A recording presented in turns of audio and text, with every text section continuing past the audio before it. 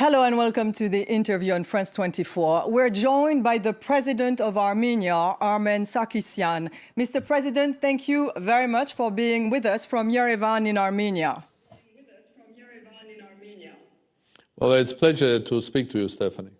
There is a war in Nagorno-Karabakh, an enclave in Azerbaijan, mostly populated by Armenians, a war between Azerbaijan and your country, Mr. President, Armenia.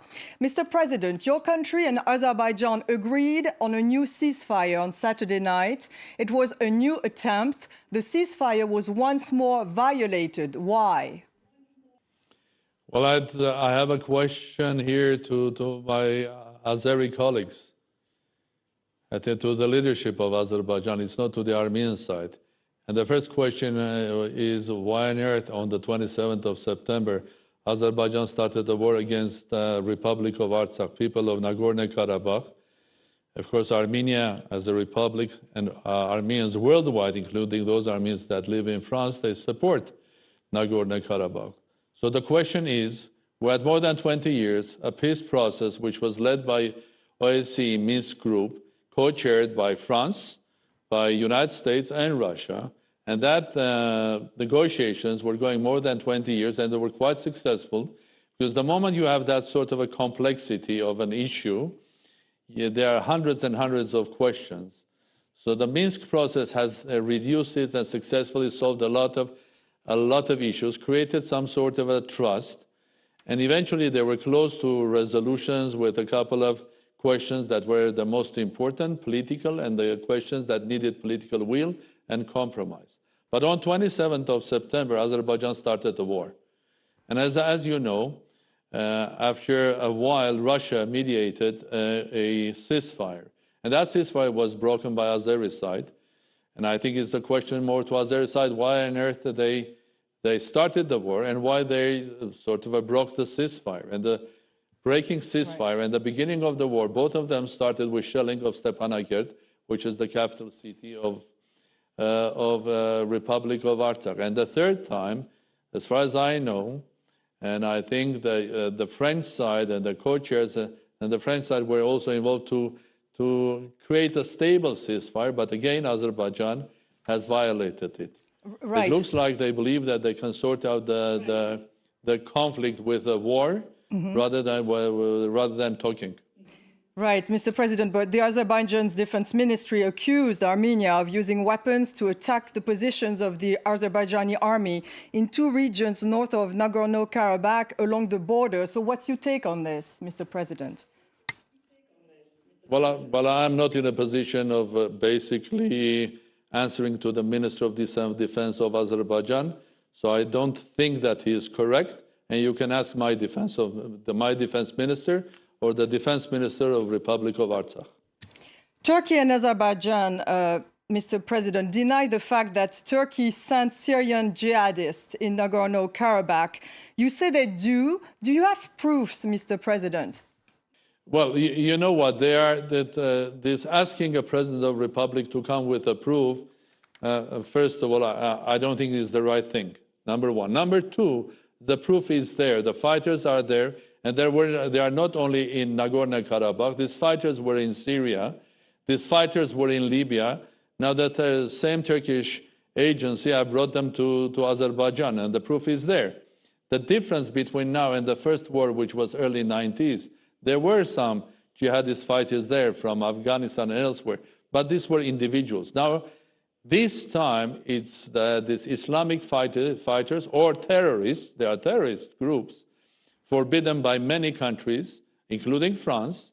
They are now there on the territory of Azerbaijan fighting the Armenians in Artsakh, organized by Turkey. And I don't need even to bring a proof because several agencies, several states, and intelligence units or departments of specific states, including the Russian Federation, the head of foreign intelligence has confirmed that. And there are videos, photos, recordings, audios, and so on and so forth. It's not about proving or not proving. When they start speaking, the Azeri or indeed the Turkish side about proofs, it reminds me another proof that Turks like to speak about Is there a proof that 1.5 million Armenians were killed 105 years ago in a genocide of Armenians? Well, I'm sorry. When 1.5 million people were slaughtered and a genocide happened, speaking about now about the proof from every and each family to bring the proof that they were there and they were killed at this or that time, it's not what we have to think about. What we have to think about is not about the proof, because they are there, it's about the Turkish involvement and basically Turkey fighting alongside with Azerbaijan against Armenians in Nagorno-Karabakh. And that's a fact. The F-16s, the Turkish drones, they are actively involved in military and non-military activities because they are bombing civilians there. So what sort of a proof do it's the question itself is misleading from the main, most important issue, which is why on earth this war is going on, and why on earth the Azeri side is not stopping, why the international community is asking for a ceasefire and asking to go everybody back to negotiating table. Right. And when the international community is also putting pressure on Turkey to get out from this conflict. Right. Mr. President, Russia actually signed a security pact with your country, but also has ties with Azerbaijan. Do you speak with Vladimir Putin? What do you expect from Russia? Well, first of all, you're absolutely right. Russia has a political military pact with Armenia, and we have signed with them not for this or that reason, because Russia is an ally and was an ally of Armenia for many, many years. Russia has proven historically that Armenia and Russia relations are one of the most important for two nations. We trust each other. That's true. Number two, Russia also has good relations with Azerbaijan as well. From that point of view, and because Russia is not directly involved in this conflict, unlike Turkey, Russia can become an impartial mediator between the sides. So this is what Russia indeed is trying to do. And with the announcement and the political decision made by President Putin, Foreign Minister Lavrov brought together with him the two foreign ministers of Armenia and Azerbaijan. They negotiated for more than 11 hours and they signed a ceasefire agreement. Well, the next day, Azeri side just ignored it. That is showing again that interests of Azerbaijan, in this case, probably more the interests of the Turkish side, are not in harmony stopping the war, are not in harmony stopping shellings of civilians, are not in harmony of going back to negotiations and solving the issue with a peaceful mean. Most probably, Turkey has completely other plans, ideas, and that's why Turkish presence, the presence of Turkish component there, is not allowing Azerbaijan to go on with the ceasefire. Should there be a Russian military intervention in the conflict, according to you, Mr. President? Well, not at all. First of all, Armenians in Nagorno-Karabakh have proven, even in the 3-year war in the early 90s, that they can defend their country. Secondly, what I am preaching here is not about involving Russia and then tomorrow Iran and then the third party and making Armenia and Azerbaijan and Caucasus another Syria. What I'm telling here is that instead of talking about involving Russia, we have to talk about excluding Turkey, which has completely destructive role here. It is destabilizing the whole issue. It has added a new dimension to this, which doesn't have anything to do with the inspirations of people of Nagorno-Karabakh or Republic of Artsakh live in their homeland freely to basically have their religion that they just became Armenian Christians in the year 301. There was no Azerbaijan, no Turkey there. To continue protecting their land, their family, while Turkey has different approach and different ideas. And these ideas are not only related to Nagorno-Karabakh. Right. These are also messages to Armenia and to Armenians worldwide, but also to Europe.